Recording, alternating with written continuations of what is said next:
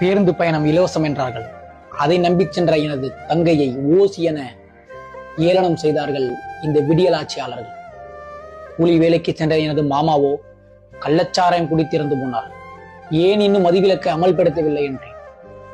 மாநில சுயாட்சி பேசும் இந்த திராவிட ஆட்சியாளர்கள் மாநில கட்டுப்பாட்டில் இருக்கும் மதுவை மத்திய அரசுதான் ஒழிக்க வேண்டும் என்றார்கள். விரக்தியில் தனிமையை நாடினேன். மலைப்பகுதியை நோக்கி சென்றேன். அங்கு இயற்கையும் கனிம வளங்களும் சூறையாடப்பட்டன.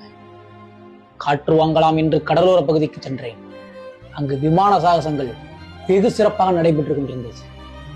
அந்த சத்தத்தில் இருந்து ஓடி சாலையோரம் சென்றேன். அங்கு விவசாயிகளும் துப்புரவு பணியாளர்களும் பட்டினியாக போராடி கொண்டிருந்தனர்.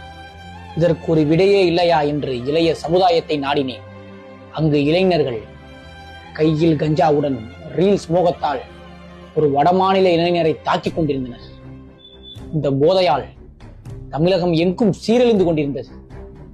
15 வயது சிறுவன் கையில் கஞ்சா எளிமையாக கிடைக்கும் பொழுது அதை ஏன் அரசாங்கத்தால் நிரந்தர தடை செய்ய முடியவில்லை என்ற ஆழ்ந்த சிந்தனையில் வீட்டை நோக்கி சென்று கொண்டிருந்தேன். அங்கு பார்த்தால் என்னை ஒரு காவலாளி வழிமறைத்தார்.